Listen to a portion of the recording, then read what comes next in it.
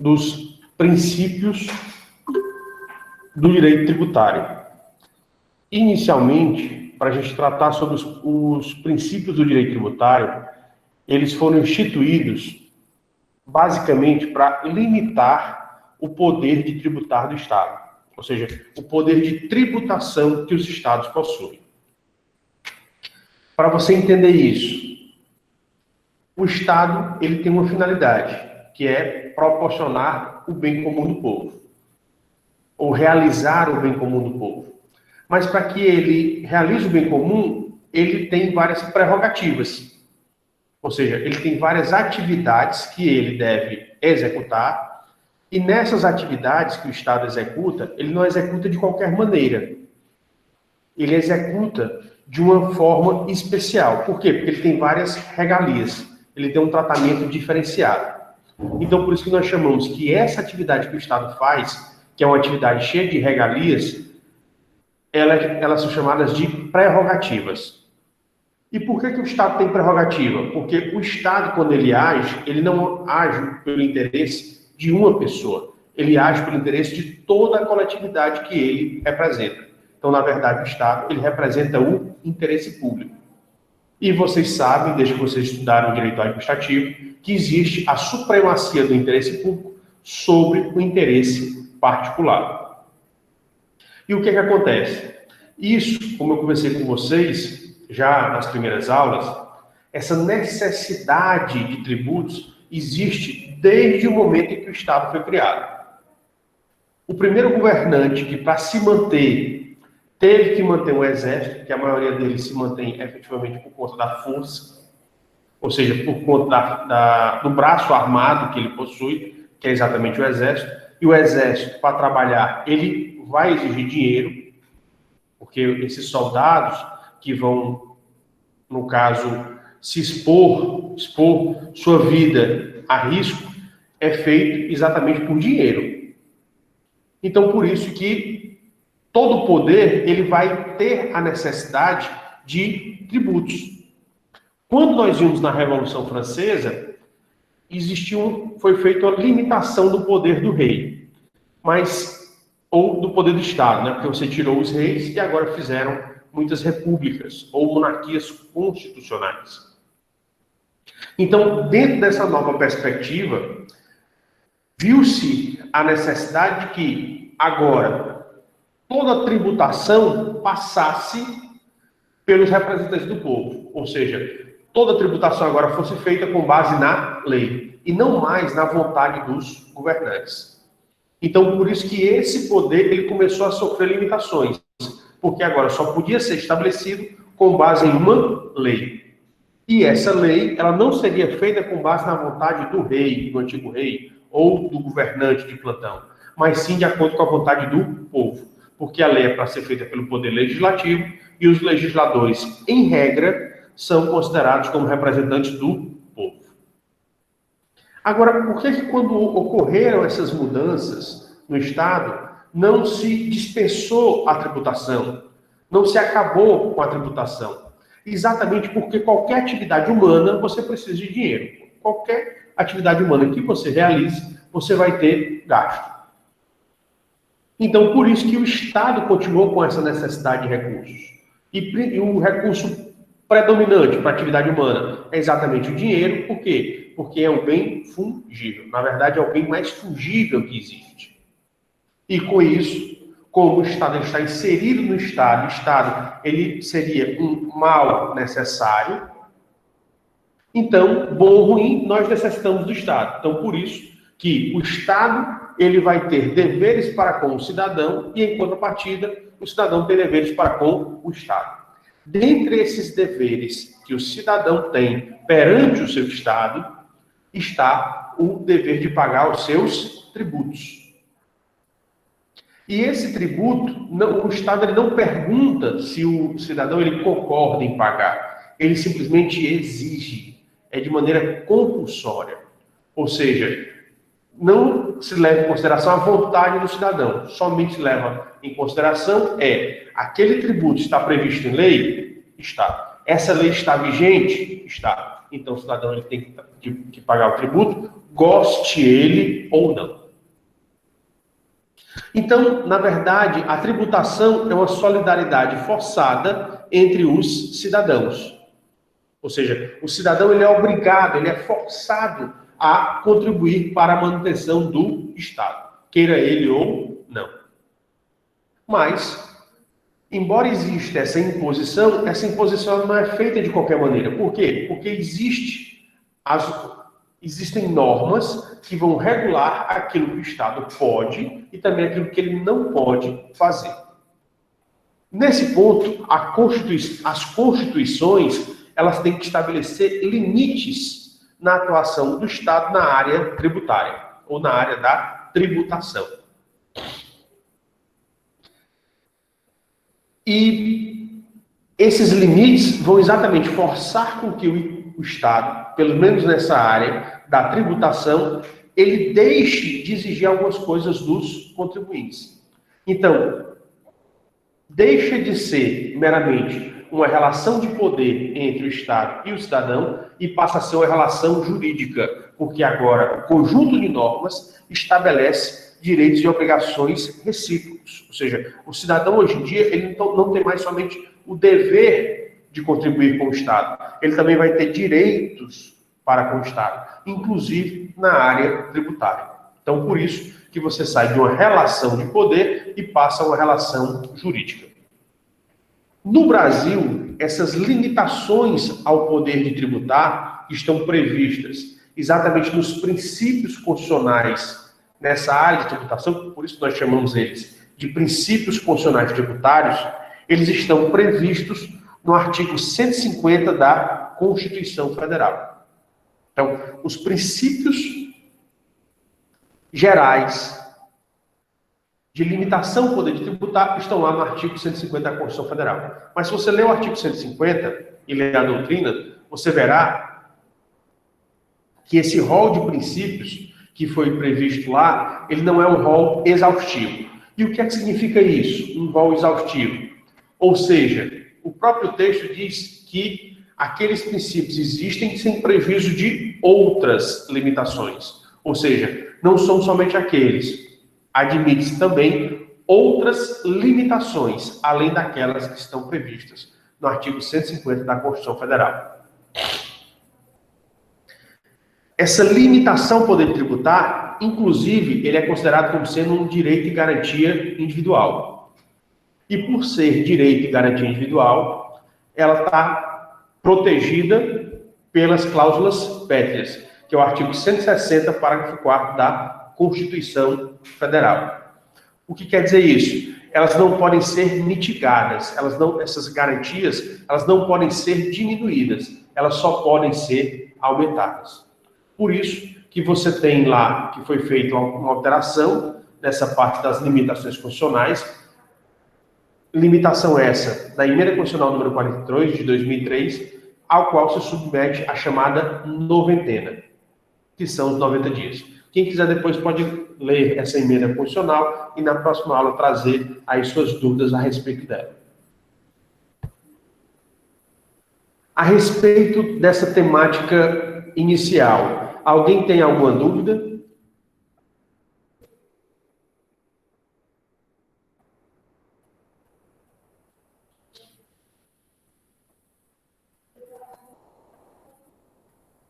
Tá certo. Então, como não existem dúvidas, vamos passar exatamente a fazer um estudo dos princípios constitucionais de direito tributário ou princípios constitucionais tributários. O primeiro princípio que nós temos está previsto no artigo 150, inciso 1 da Constituição Federal, que é exatamente o princípio da legalidade. Ou nós poderíamos também falar aqui o princípio da estrita legalidade. E o que é que significa isso? Que para você exigir, ou seja, instituir um tributo ou aumentar um tributo, você só pode fazer se for em virtude de lei. Então, para exigir ou aumentar o tributo, só pode ser feita essa atividade se esse tributo ele estiver previsto em lei, ou essa exigência ou esse aumento. Via de regra, a lei mais utilizada para exigir ou aumentar tributos são as leis ordinárias, via de regra. Por quê? Porque existem situações excepcionais em que vai se exigir a lei complementar. Por isso nós dizemos que a lei ordinária ela é regra, ou ela é a regra geral. Alguns impostos que são regulamentados por lei ordinária. Imposto de renda a nível federal, imposto predial territorial urbano a nível municipal e imposto sobre circulação de mercadorias e serviços, né? Que na verdade são alguns tipos de serviços a nível estadual. São exemplos de tributos que são regulados por lei ordinária. Mas assim como nós temos leis ou tributos que são regulados por leis ordinárias, nós também temos tributos que só podem ser regulados por lei complementar. São os casos do Imposto sobre Grandes Fortunas, cuja sigla é IGF, os empréstimos compulsórios, qualquer tipo de empréstimo só pode ser regulamentado por lei complementar federal, e o imposto residual e a contribuição residual. Então, são 4 tipos de tributos que só podem ser regulamentados por lei complementar. Para as normas gerais de direito tributário, ou as normas gerais que incidem sobre o tributo, ou aos tributos em geral, né? Ou seja, aqueles que obedecem à regra geral, eles podem ser criados ou majorados por lei ordinária. E nós sabemos que tudo aquilo que cabe à lei ordinária também pode caber, por via de regra, também à medida provisória, por força do artigo 62 da Constituição Federal. Então, quer dizer que também pode ocorrer exigências ou aumentos de tributos através de medidas provisórias, mas desde que esses tributos eles sejam regulamentados por lei ordinária. E aqueles tributos que, para serem regulamentados, eles precisam de lei complementar. No caso deles, você não pode fazer por lei ordinária.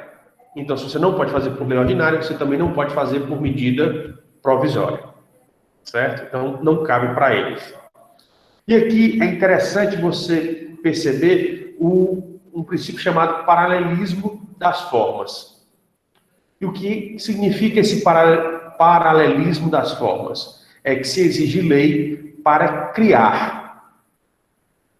Então, se você exigiu lei para criar, você também vai exigir lei para extinguir. Então, se para criar um tributo, ele só pode ser criado por lei, para esse mesmo tributo ser extinto, ele só pode ser extinto por lei.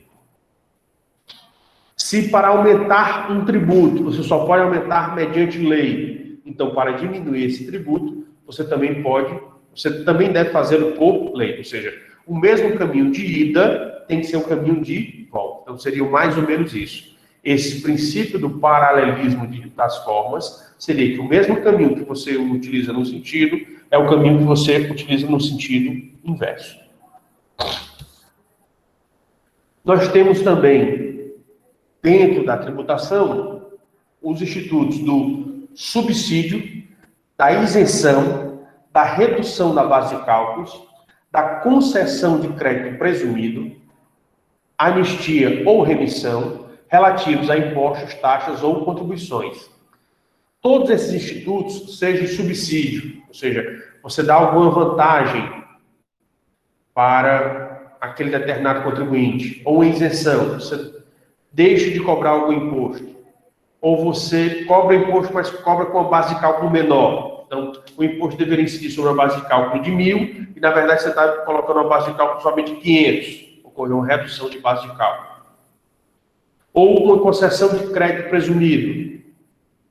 Você dá a ele essa oportunidade de eles pegar um crédito. Anistia ou remissão, ou seja, o perdão de dívidas passadas. Todos esses institutos, eles só podem ocorrer mediante lei específica. Então, todos esses institutos podem ser instituídos, mas eles têm que ser instituídos mediante lei. E lei específica, ou seja, específica para aquele tributo e naquelas determinadas situações. É o que está estabelecido no artigo 150, parágrafo 6º da Constituição Federal. Também tem que ser feito mediante lei, e somente lei, em sentido estrito, a instituição de penalidades, tais como a multa, né? Isso decorre da aplicação do artigo 5º, inciso 2 da Constituição Federal, onde qualquer atividade da administração pública, principalmente a tributação, você obedece ao princípio da estrita legalidade. O que é o princípio da estrita legalidade? Ou seja, para regulamentar essa matéria, só pode por lei, e lei em sentido estrito. Ou seja, só pode a lei efetiva. Lei essa que é ou lei ordinária, ou lei complementar, ou lei delegada. Ou, no máximo, como nós vimos aí nos casos, a medida provisória. Nos demais casos, você não permite. Essa é a interpretação, e até nós sugerimos a você depois dar uma lida com mais calma no artigo 97 do Código Tributário Nacional. Essa regra do princípio da legalidade admite exceções? Sim, ela admite exceções. Exemplo, atualização monetária. E o que é a atualização monetária? Né? A atualização monetária é... Hoje em dia, no Brasil, nós não vivemos tanto essa realidade ou essa necessidade de atualização monetária. Por quê? Porque no Brasil não tinha tanto essa defasagem da moeda.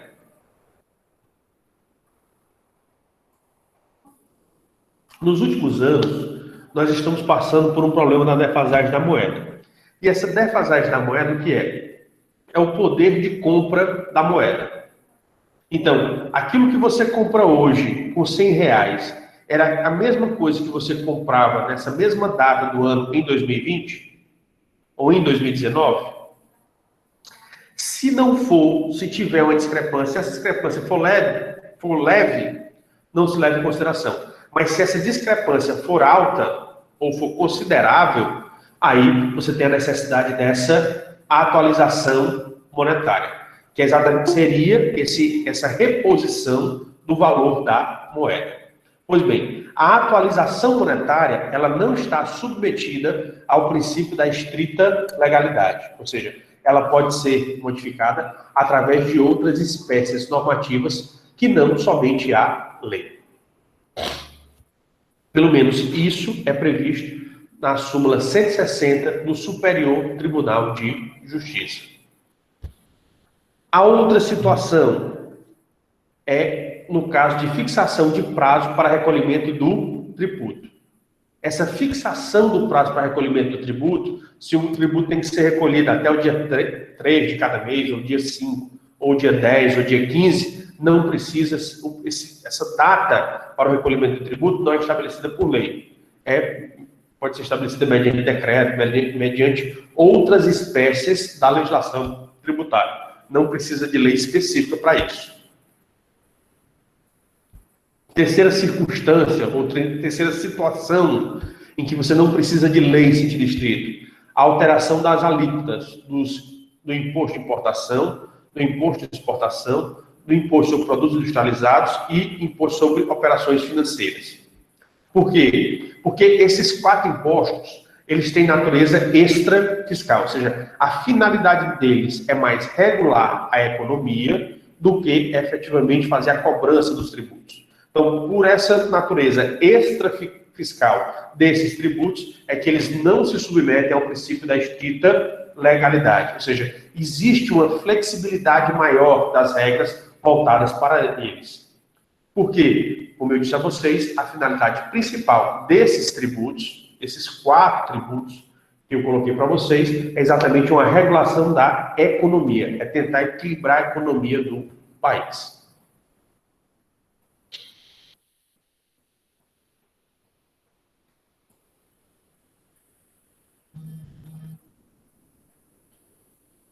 A respeito desse assunto, vocês têm alguma dúvida?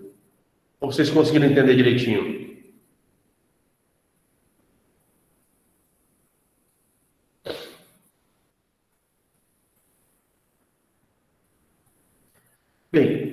Visto isso, nós vamos para o próximo princípio, que é exatamente o princípio da isonomia. O princípio da isonomia está previsto lá no artigo 150, inciso 2 da Constituição Federal. E o que é que diz exatamente o artigo 150, inciso 2 da Constituição Federal? Esse artigo 150, inciso 2, ele diz, ou esse princípio da isonomia diz, que é vedado você instituir tratamento desigual entre contribuintes que se encontram em situação equivalente. Ou seja, é aquele princípio da isonomia que eu já falei para vocês na primeira aula. Quem é que você deve tratar igual? Quem está em situação igual. Quem é que você deve tratar desigualmente? Aqueles que estão em situações desiguais. Mas esse tratamento desigual, ele não pode ocorrer de qualquer maneira, né? Ele tem que ocorrer na medida dessas desigualdades, ou seja, ele tem que ser proporcional. Você tem que aplicar uma medida justa, uma medida proporcional entre esses tratamentos desiguais. Ela vai ser proporcional a quê? Às situações diferenciadas de cada um deles. Então, por isso que o princípio da isonomia ele foi instituído entre os princípios constitucionais tributários. E aí, quem está em situação igual, você proíbe qualquer distinção em razão de ocupação profissional ou função por eles exercidas, independente da denominação jurídica dos rendimentos, títulos ou direitos. Então, se você tem dois profissionais iguais, você tem que tratá-los da mesma forma. Você não pode tratar um médico de uma forma e outro médico de outra. Ou você não pode tratar um advogado de forma X e outro advogado de forma Y. Somente por isso não se admite. E esse princípio da isonomia, ele é bastante interessante, por quê? Primeiro, porque ele tem um aspecto horizontal. O que é esse aspecto horizontal? Né? O aspecto horizontal é que você vai analisar a situação de cada pessoa. Se as situações das pessoas, elas estão iguais ou são semelhantes ou estão desiguais. Se elas estiverem em situações semelhantes, o tratamento tem que ser o mesmo. Mas, por outro lado, se as pessoas estiverem em situações distintas, aí você não tem mais o aspecto horizontal, você tem um aspecto vertical. Aí, no aspecto vertical, sim, você pode gerar tratamentos diferenciados. Mas esse tratamento diferenciado ele não pode acontecer de qualquer maneira, né? Ele tem que acontecer de maneira proporcional a essas situações distintas, a essas situações diferentes. E a essa aplicação do princípio da isonomia, fazendo análise se ele vai ser aplicado no aspecto horizontal ou no aspecto vertical, dá-se o nome de igualdade material. É você tentar efetivamente igualar as pessoas, ou seja, tratar as pessoas da mesma forma. E você dar essa igualdade material é você tratar igualmente as pessoas que estão em situação igual e desigualmente as pessoas que estão em situação desigual. Um exemplo do princípio da aplicação do princípio da isonomia nos tributos é relativo ao imposto de renda. Por quê? O imposto de renda, ele tem faixas. Quem ganha menos não paga imposto. Então, existe uma faixa de isenção. E aí, quanto mais a pessoa ganha, o percentual que ele paga é maior. Então, você vai exatamente fazendo essas equiparações. Se a pessoa está se os contribuintes eles estão no aspecto horizontal ou no aspecto vertical. Por quê?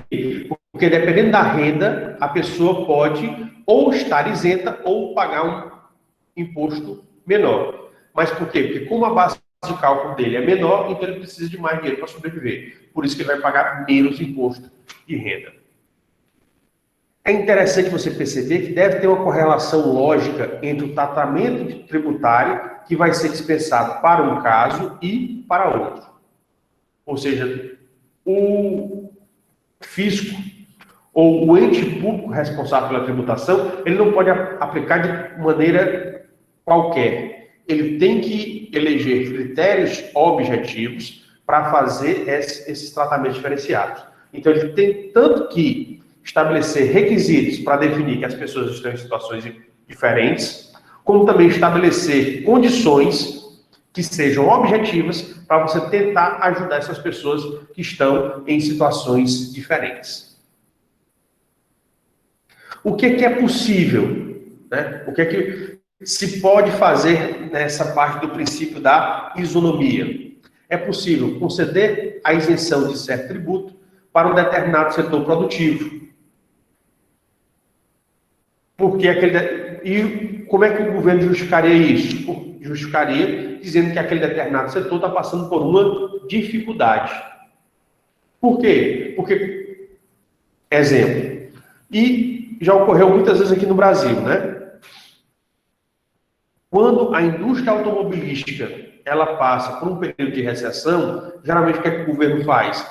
Ele baixa os impostos que cobra da indústria automobilística. E diz que a indústria automobilística, como ela gera muitos empregos, ela tem que ajudar a indústria automobilística para a indústria automobilística não quebrar e, com isso, manter os empregos.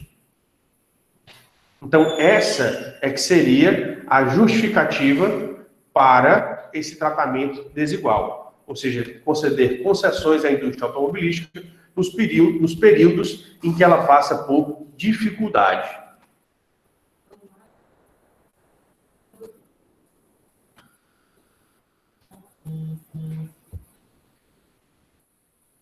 Além disso, um outro tipo de isenção a ser aplicada seria o dado às microempresas, né? Ou às micro e pequenas empresas. E você pode se perguntar, por que se dá esse tratamento diferenciado às micro e pequenas empresas? Exatamente pelo princípio da isonomia. Quem é que tem mais condições de passar pela crise? São aquelas empresas que estão mais bem estabelecidas economicamente. Quem tem menos condições são aquelas empresas ou aquelas pessoas que quase que trabalham para subsistir, né? Para sobreviver. Agora, com a pandemia, vocês estão vendo muito isso. As empresas pequenas geralmente estão quebrando. E quais são as empresas que estão conseguindo resistir? É aquelas que estão se adaptando às novas realidades e, na maioria dos casos, são aquelas empresas que têm maior capital financeiro. Por quê? Porque elas conseguem se reorganizar. Outro tipo também é você fazer uma distinção na concessão de benefícios. Por exemplo, as empresas prestadoras de serviço, via de regra, elas têm menos empregados do que as empresas comerciais. Então, são ramos da economia que são distintos. Então, como eles são distintos, não competem entre si, o Estado ele pode conceder um tipo de benefício para as empresas comerciais e outro tipo de benefícios às empresas de serviço. Você pode ver até que o principal imposto pago pelas empresas comerciais é o ICMS, Imposto sobre Circulação de Mercadorias e Serviços, que está a cargo, é competência dos governos estaduais. Por sua vez,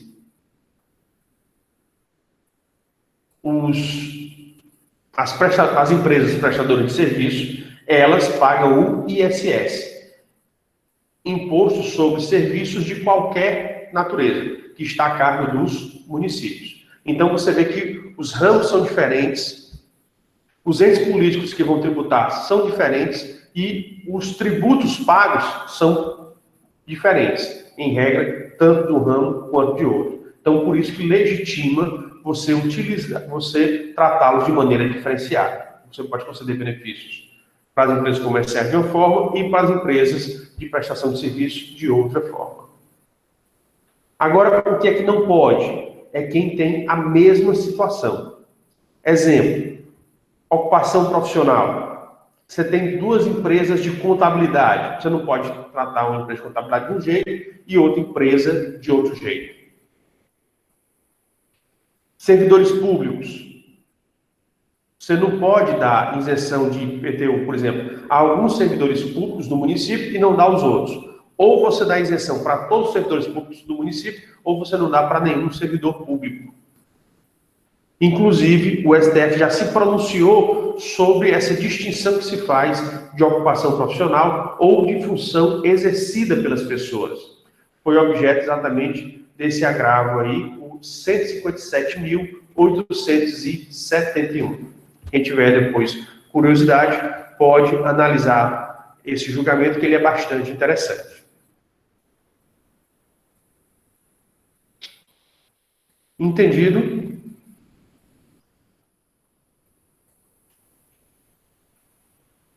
Ok. A Damiana está perguntando: a isenção de alguns tributos para bares e restaurantes, concedido pelo governador, também se aplica a esse princípio? Está se aplicando sim, Damiana.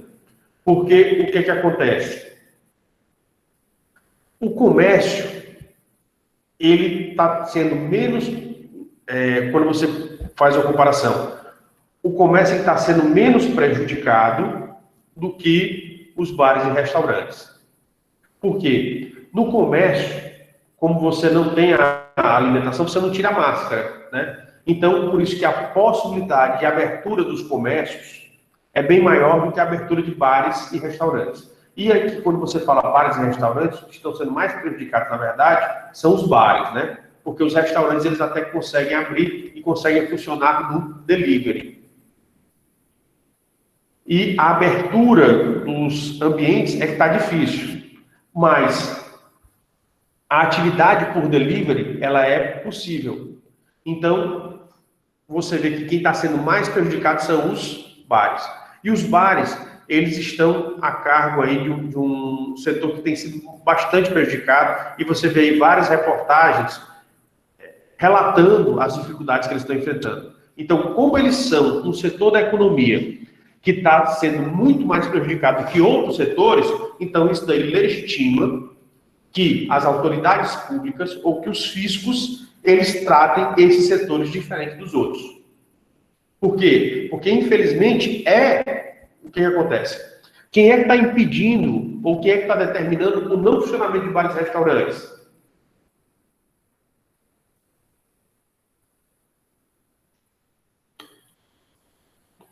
Você pode ver que a proibição, ela está sendo emanada do governo estadual.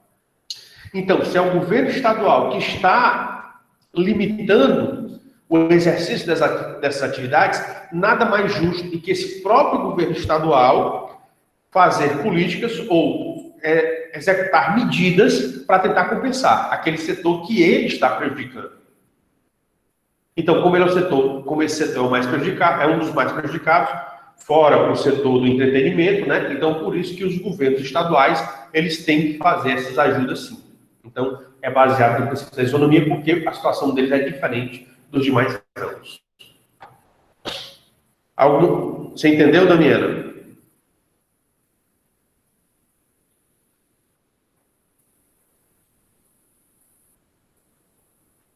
Ok. Então, o próximo princípio é o princípio da capacidade contributiva. E aqui você percebe, e eu queria que você tivesse o cuidado, que o princípio da capacidade contributiva, ele não está previsto no artigo 150 da Constituição Federal. Ele, na verdade, ele está previsto no artigo 145, parágrafo 1º da Constituição Federal. E você pode perguntar: professor, mas o que seria esse princípio da capacidade contributiva? Então, a ideia dele é que cada cidadão deve contribuir dentro da sua capacidade. Mas o que seria isso? Cada cidadão deveria contribuir dentro da sua capacidade. Isso quer dizer que a pessoa que tem mais condições financeiras deveria contribuir mais. A pessoa que tem menos condições financeiras, ela deveria contribuir menos. Então, é isso que quer dizer o princípio da capacidade contributiva, ou a ideia que ele passa para aquelas pessoas que não têm tanta vivência na área do direito. Por isso que ele diz, sempre que possível, os impostos terão caráter pessoal e serão graduados segundo a capacidade econômica do contribuinte. O que quer dizer isso? Quer dizer que o Constituinte brasileiro está dizendo para os legisladores, ou seja, aquelas pessoas que vão fazer as leis que vão regular os tributos, que para quando eles forem fazer as leis referentes aos impostos, ele tente colocar faixas diferenciadas de alíquota ou faixas diferenciadas de base de cálculo para as pessoas. Por quê? Porque o ideal seja quem tem mais condições paga mais, quem tem menos condições paga menos. Mas isso daí é o quê? Ele está sugerindo a legislação, porque é facultado à administração tributária, especialmente para conferir efetividade a esses objetivos, identificar, respeitar os direitos individuais e nos termos da lei, o patrimônio, os rendimentos e as atividades econômicas do contribuinte. Um exemplo aqui para vocês, o IPTU, né? Eu acho que, como a maioria de vocês moram no interior, o que acontece? Existe uma prática muito comum nas cidades do interior do estado, em que geralmente se estabelece o IPTU, mas o município não cobra IPTU. Ele só cobra IPTU se você precisar de alguma documentação perante o município, que ele vai lhe cobrar os 5 últimos anos do IPTU. Por quê? Porque a maioria das pessoas não paga. E o prefeito, geralmente, para ele não melindrar os seus eleitores, ele geralmente não faz essas cobranças. Isso nos municípios menores, nos municípios pequenos, né? Então, tem muito prefeito que, como pela lei de responsabilidade fiscal, ele tem que cobrar os tributos municipais, ou seja, ele teria que cobrar o IPTU, o que é que eles fazem? Como eles sabem que nem todo mundo tem capacidade contributiva, o que é que os prefeitos fazem? Ele geralmente coloca casas até um determinado valor dentro do município, não, ele dá a isenção de IPTU, ou seja, ele isenta casas até um determinado valor. Então, aquelas pessoas mais pobres não pagam IPTU de forma alguma porque já são isentas. Mas aquelas pessoas que já têm casas com um valor acima desse patamar que foi estabelecido, aí essas pessoas pagam o IPTU. É um exemplo desse da capacidade contributiva, né? E aí, nesse caso, ele não vai incidir sobre o rendimento da pessoa ou sobre a atividade econômica que ela exerce. Ele está incidindo sobre o patrimônio.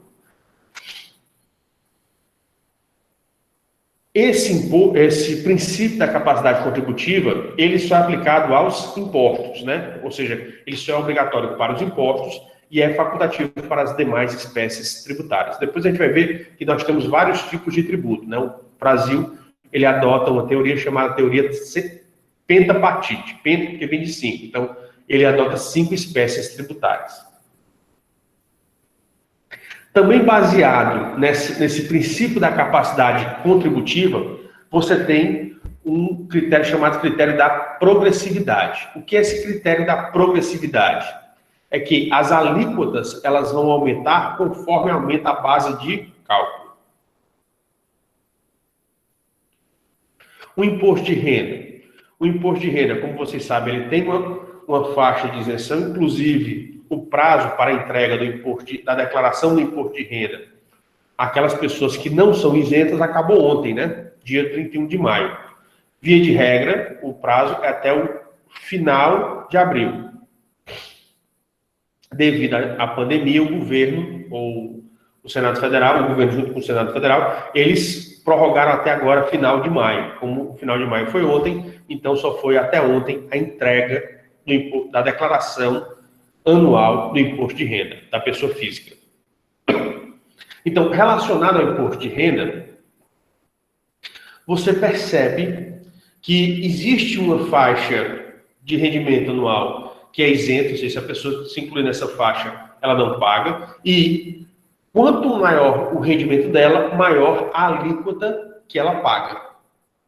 Isso é baseado exatamente no princípio da capacidade contributiva. O outro critério que também a gente tem a aplicação da capacidade contributiva é o critério da seletividade. E o que é esse critério da seletividade? onde se escolhe uma alíquota que vai ser aplicada conforme o grau de essencialidade do produto. O que significa isso? Aqueles produtos que são essenciais, a alíquota é menor e pode até ter isenção. Aqueles produtos que não são essenciais, ou seja, que são supérfluos, ou seja, o ser humano ele pode viver sem esses produtos, eles têm um valor de tributo maior. Por exemplo, perfume, bebida, cigarro. Bebida aqui, eu estou me referindo à bebida alcoólica, certo? A bebida alcoólica, refrigerante. Então, são produtos supérfluos no consumo do ser humano.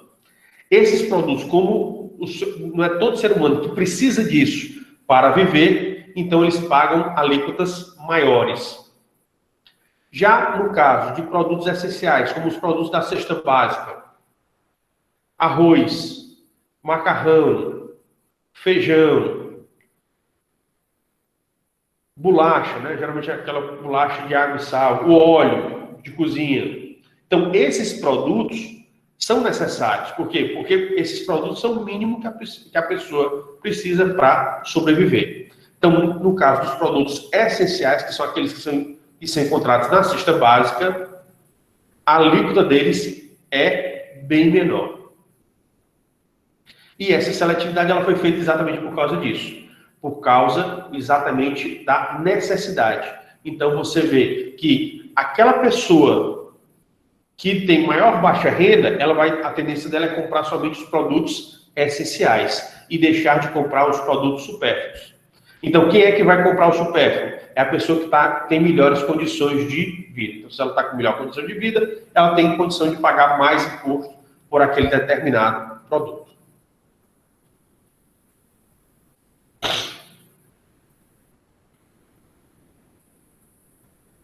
Vocês conseguiram entender?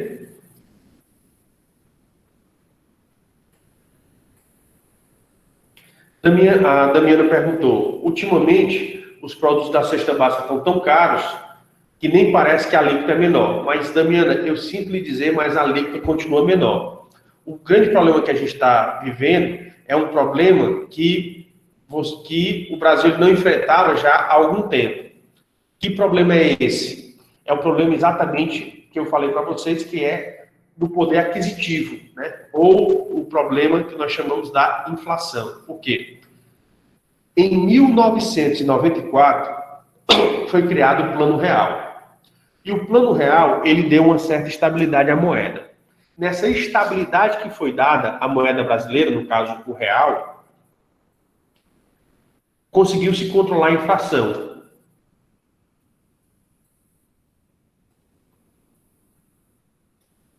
Para você ver, antes do Plano Real, teve épocas em que de um dia para outro a inflação era de 20%, 30%, de um dia para o outro.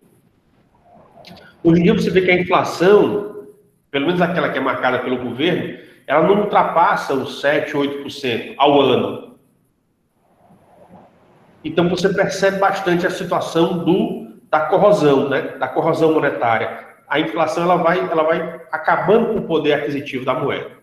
Então, o grande problema que você está vendo é exatamente esse retorno da inflação, essa pressão da inflação, onde os produtos estão mais caros por conta exatamente da inflação, e não por conta do imposto que é cobrado sobre eles.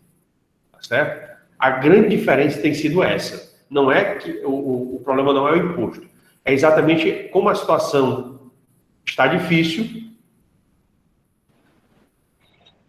você tem essa circunstância. Então, não é relativa ao imposto, é relativo exatamente à carestia que nós estamos vivendo pelo período excepcional. Você muitas vezes, por exemplo, antigamente você ia comprar as coisas nos sites, ou até mesmo nos centros comerciais, não faltava. Hoje em dia, quando você vai comprar determinados produtos, está faltando. Por quê? Porque no ano passado a indústria parou. Então, como a indústria parou, ela ainda não conseguiu repor. Você pode ver o mercado de carro. O mercado de carro, hoje em dia você tem mais venda de carros velhos ou carros já usados, seminovos, do que carros novos. Por quê? Porque como a indústria parou a produção dos carros novos, quando você compra hoje um carro novo, você leva de 3 a 4 meses para receber o carro. Então, como está difícil você receber o carro novo, aumentou o valor dos carros novos. Então, o que as pessoas estão preferindo? Comprar um carro seminovo. Por quê? Porque o carro seminovo já está disponível. Se ele não tiver problema, seja problemas jurídicos, ou problemas mecânicos, ou problemas no próprio carro, já é vantajoso. Por quê? Porque você vai pagar um preço menor e vai pagar de imediato e receber o bem de imediato, do que você comprar um carro novo.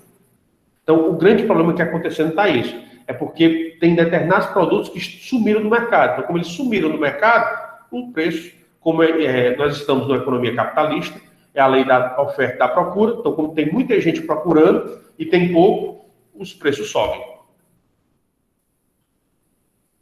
Tá certo? Então, o problema que aconteceu é exatamente o reflexo que a pandemia está causando nas nossas vidas e, consequentemente, também na nossa economia. Você conseguiu entender? Ainda tem alguma dúvida a respeito do princípio da capacidade contributiva?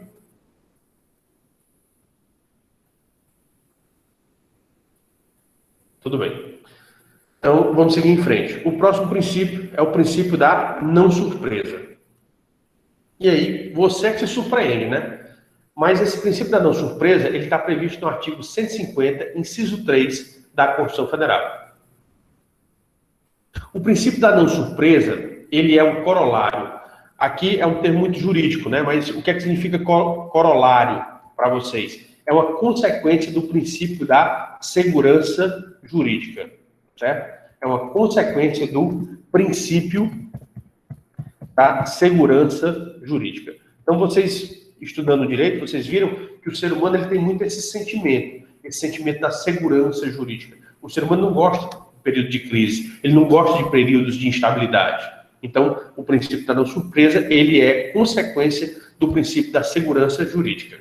Onde o princípio da não surpresa, ele visa proteger o passado, ou seja, as relações jurídicas que já ocorreram, que já foram consolidadas, ou os atos jurídicos perfeitos que já foram feitos e a coisa julgada, eles permanecem, ou seja, você não pode afetar aquilo que já é perfeito juridicamente.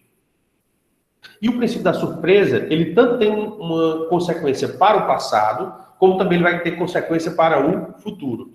A consequência para o futuro é que o contribuinte, ele não pode ser surpreendido pela cobrança de um tributo novo ou majorado. Qualquer tributo, para que ele seja aumentado, ele vai ter que obedecer a determinados princípios.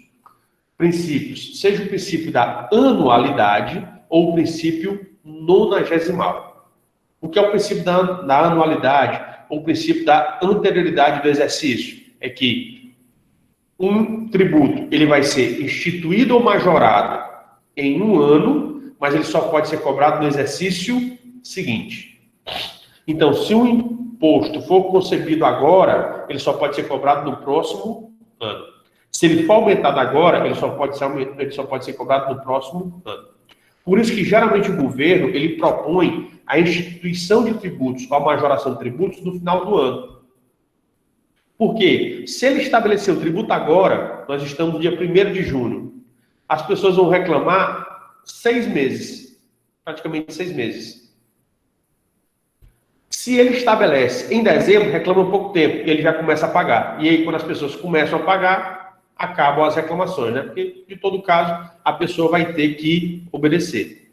Então, decorre desse princípio da não surpresa outros princípios, que são o princípio da irretroatividade, que é o próximo que nós vamos analisar, o princípio da anterioridade do exercício, ou da anterioridade comum, e o princípio da anterioridade nonagesimal, ou somente chamado princípio nonagesimal, ou noventena, que também nós vamos estudar posteriormente. Então, por isso que eu não vou me deter muito aqui, tá certo? Então, dentro dos princípios da não surpresa, nós temos o primeiro princípio, que é o princípio da irretroatividade. Ele está previsto na linha A, do inciso 3º da Constituição, do artigo 150 da Constituição Federal Brasileira, onde ele estabelece cobrar tributos em relação a fatos geradores ocorridos antes da vigência da lei, que os houver instituído ou aumentado, é proibido.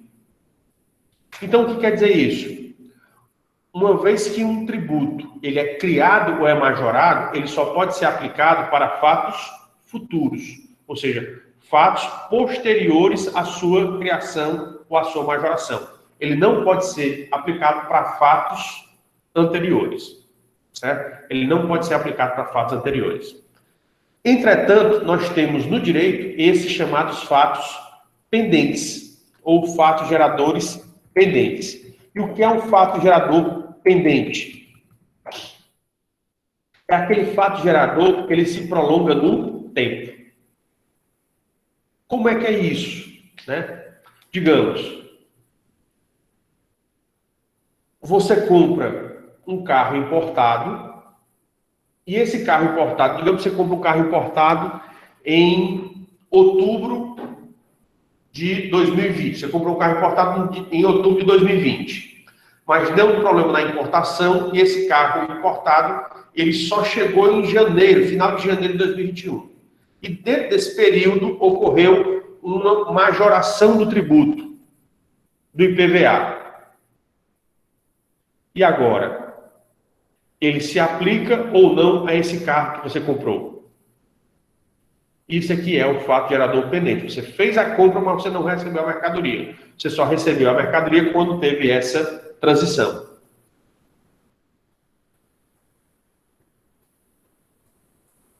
Então, por isso que nós temos a necessidade de analisar os casos desses fatos geradores pendentes. Porque se a situação aconteceu e já foi perfectibilizada no passado, não se aplica. Ele pode ser aplicado a esses fatos que são os fatos geradores pendentes. E nós temos também os fatos geradores instantâneos, que são feitos exatamente no momento. Então, é um fato gerador instantâneo. Quando você compra mercadoria no supermercado, no ato que você compra, você já tem que pagar. Então, já é exigível o tributo. O comerciante ele já tem que pagar o ICMS daquela mercadoria que ele já vendeu. Esse princípio também admite exceções. A exceção desse princípio é exatamente o artigo 106 do Código Tributário Nacional, que ele diz que a lei meramente interpretativa, ou aquela que seja mais favorável ao contribuinte em termos de penalidade, pode ser aplicada irretroativamente. Ou seja, pode ser aplicada ao passado, ela pode retroagir. Mas veja bem, ou é lei interpretativa, ela não está nem criando e nem majorando o imposto. Ela está somente interpretando uma lei já existente.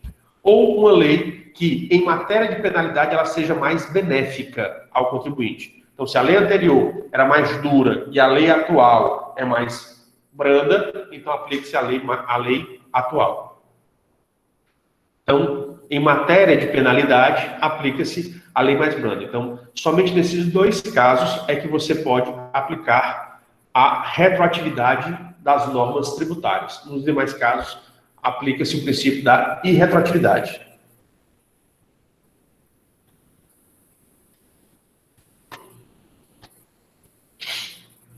Alguma dúvida?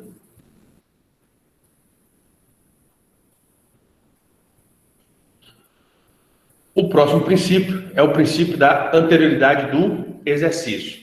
E esse daqui eu já falei para vocês, né? Eu já coloquei um pouquinho para vocês essa percepção. O princípio da anterioridade do exercício também está previsto no artigo 150, inciso 3, só que ele está previsto na linha B. E o que é que diz? Não é possível você cobrar tributo no mesmo exercício financeiro em que haja sido publicada a lei que o instituiu ou aumentou. Então é aquilo que eu tinha dito para vocês.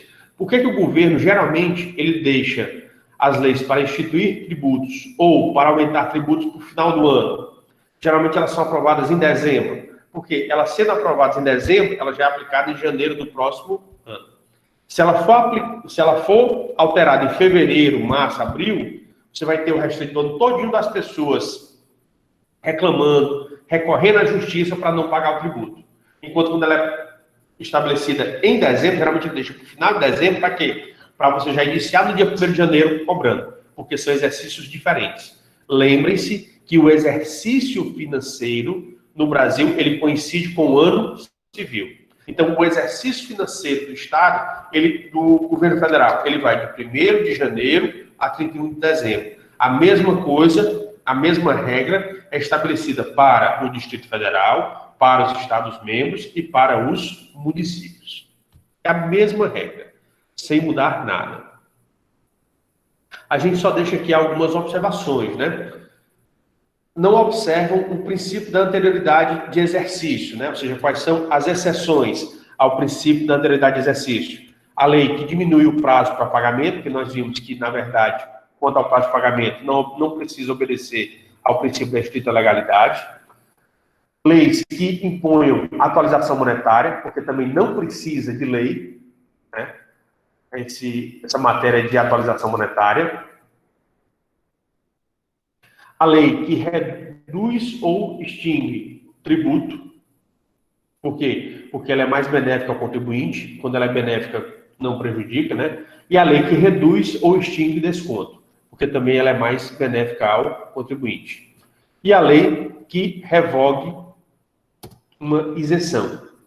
Essa lei que revoga uma isenção, ela já foi muito mais discutida. Mas o que foi que aconteceu? Vocês estão vendo aí um julgamento, que é esse RE, onde o judiciário brasileiro, ele já estabeleceu exatamente que nesse caso aí,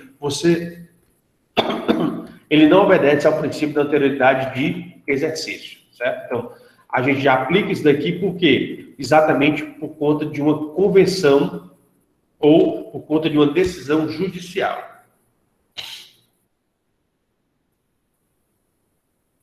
E aqueles casos que efetivamente são exceções realmente, são, no caso, daqueles impostos que nós já vimos, os impostos que têm natureza extrafiscal, que são o imposto de importação, o imposto de exportação, o imposto sobre produtos industrializados e o imposto sobre operações financeiras. O IEG também é outro tipo em que também não obedece ao princípio da anterioridade do exercício, e, por fim, o empréstimo compulsório no caso de guerra o empréstimo compulsório no caso de guerra ou de calamidade pública, a contribuição para a Seguridade Social, o ICMS e a CID dos combustíveis. Por quê? Porque todos esses tributos aqui, eles obedecem ao outro princípio, que é o princípio da anterioridade nonagesimal. Ou seja, só podem ser cobrados 90 dias depois que eles foram instituídos ou majorados. Então, eles obedecem ao próximo princípio, que é exatamente o princípio da anterioridade nonagesimal. O princípio da anterioridade nonagesimal, né, está previsto lá no artigo 150, inciso 3, a linha C da Constituição Federal. O que é que ele diz? Cobrar tributos antes decorridos 90 dias da data em que haja sido publicada a lei que os instituiu ou aumentou, observado o disposto na linha B, que é o princípio da anterioridade de exercício. Eles fazem a ressalva, né? Então, nós vimos aí o quê? Que tem alguns tipos de impostos ou de tributos que eles, ao invés da anterioridade de exercício, aplicam-se a anterioridade nonagesimal, ou seja, esse intervalo aí dos 90 dias. Nós temos alguns casos em que não precisa obedecer ao princípio nonagesimal, né? É no caso da lei que diminui o prazo de pagamento, a lei que impõe uma atualização monetária. Também, essa lei não precisa obedecer ao princípio da anterioridade nonagesimal. A lei que reduz ou extingue algum desconto. A lei que reduz ou extingue algum tributo. E uma lei que revogue uma isenção. Nos mesmos termos do dispositivo do princípio anterior, né? Então, a regra é utilizada para os dois princípios da anterioridade. Esse que não é obrigatório, né? Ou seja, é facultativo. Você obedece se quiser. E, por outro lado,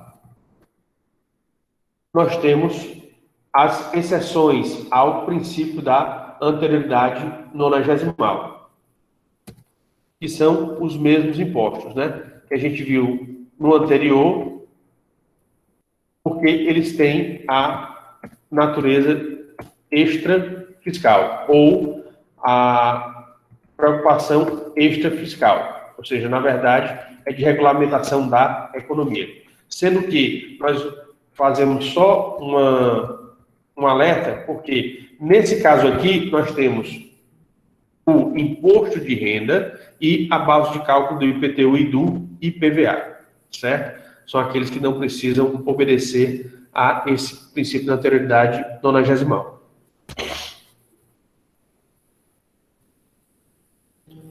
Entendido esses dois princípios, tanto da anterioridade de exercício quanto o da anterioridade nonagesimal, ou alguma dúvida?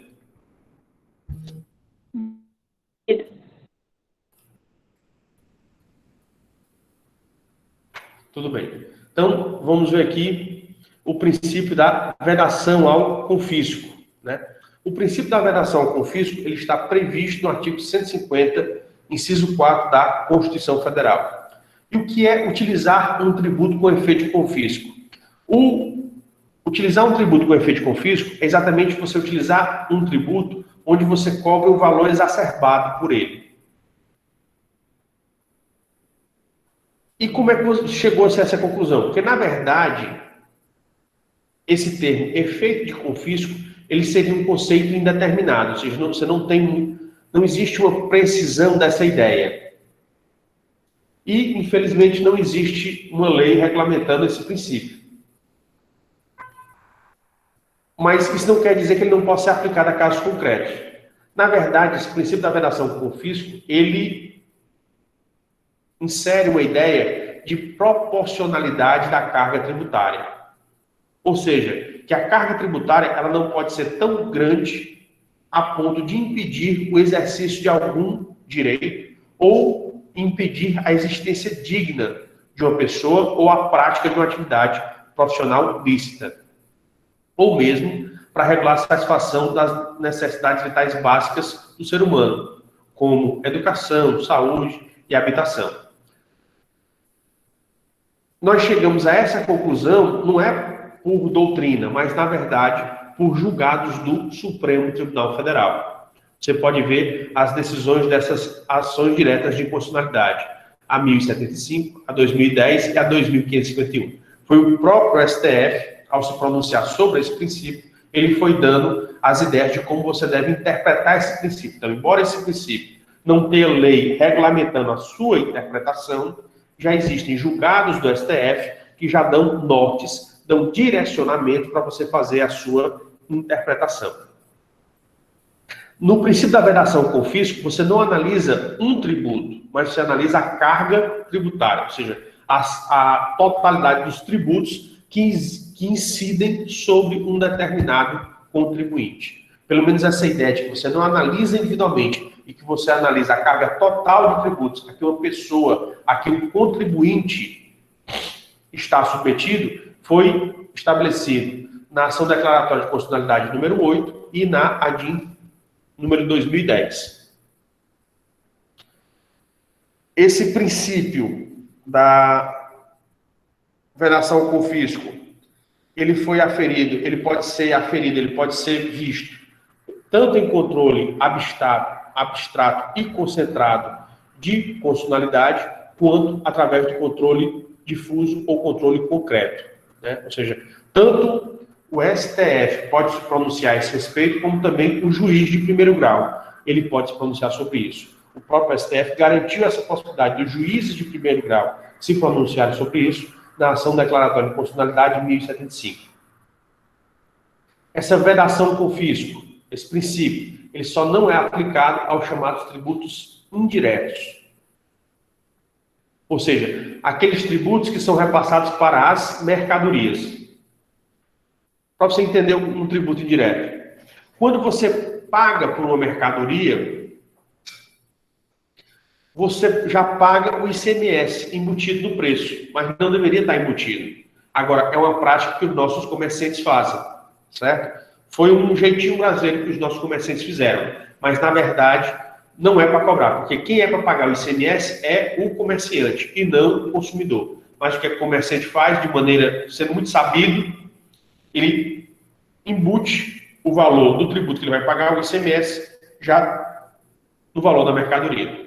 Então, por isso que o ICMS é um tipo de tributo indireto. E isso já foi decidido no RE 213.396.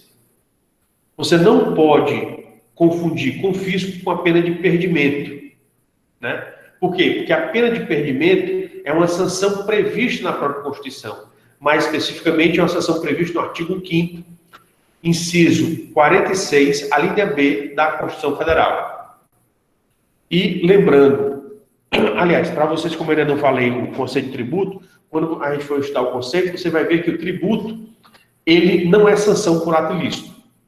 Ele é uma obrigação que cada cidadão ele deve contribuir para a manutenção do seu Estado. Tá certo? Então, como o tributo ele não é sanção por ato ilícito, ele não se confunde com essa pena de perdimento de bem. Inclusive, já tem se julgado aí, que esse agravo regimental no agravo de instrumento, 173.689 do STF. O princípio da operação confisco, ele é aplicado para diversos tipos de tributos. Ele pode ser aplicado para as taxas. Se o valor cobrado da taxa for bem maior que o custo que o Estado teve para prestar um determinado serviço, aí ele vai ficar como efeito confiscatório. Alíquotas progressivas de contribuições previdenciárias de servidor público são confiscatórias, ou seja, quanto mais a pessoa ganha, mais ela vai pagar, mais se exige dela contribuições previdenciárias, também é confiscatório isso daí, pois vai romper a vinculação casual entre as contribuições e os benefícios. E é aplicável às multas tributárias também. Tá certo? O princípio da operação confisco. Por quê? Porque se você colocar uma multa tributária muito grande, que a pessoa não pode suportar, então é a mesma coisa de você estar fazendo um confisco de algum direito ou de algum bem daquela determinada pessoa. E aí nós temos esses dois julgamentos, a ação direta de constitucionalidade número 551 e a 1075. A 551, o voto condutor é do ministro Sepúlveda Pertence, um dos votos mais bem feitos por esse ministro aí da Corte do STF. Entendido esse princípio da vedação ao confisco, e por fim, o último princípio constitucional que nós vamos ver é exatamente o princípio da liberdade de tráfego, previsto no artigo 150, inciso 5 da Constituição Federal. O que é que diz o princípio da liberdade de tráfego? É proibido, né, estabelecer limitações ao tráfego de pessoas ou bens por meio de tributos interestaduais ou intermunicipais, ressalvada a cobrança do pedágio pela utilização de vias conservadas pelo poder público. Então, o que quer dizer isso? Qualquer ente político, ele não pode proibir a entrada ou de pessoa ou de bem, obrigando essa pessoa a pagar um tributo para entrar ou em um determinado estado ou em um determinado município.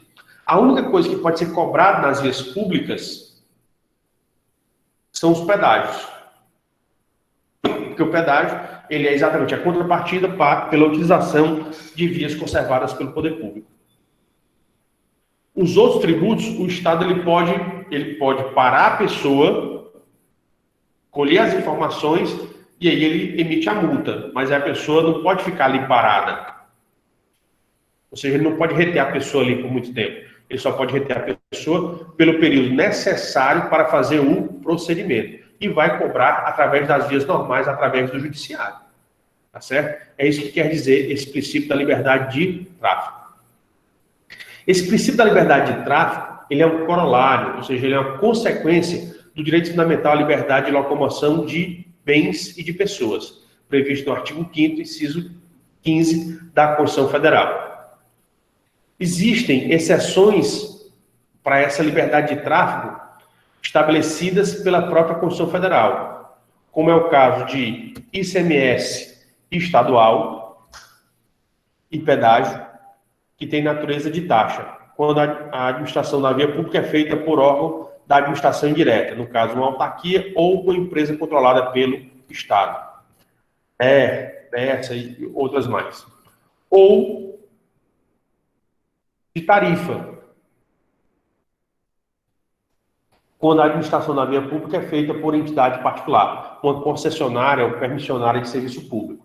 E essa decisão, ela já foi estabelecida, inclusive, por decisão judicial. Notadamente, esse recurso especial aí, 417.804, do STJ.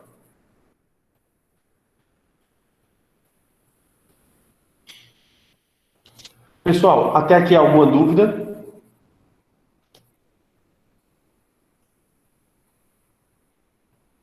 Não? Tudo tranquilo?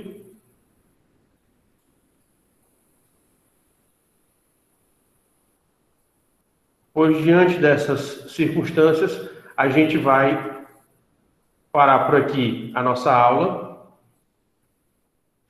E na próxima aula a gente vai ver o próximo tópico, tá certo? Porque esse tópico referente aos princípios constitucionais tributários era exatamente essa parte, certo? Na próxima aula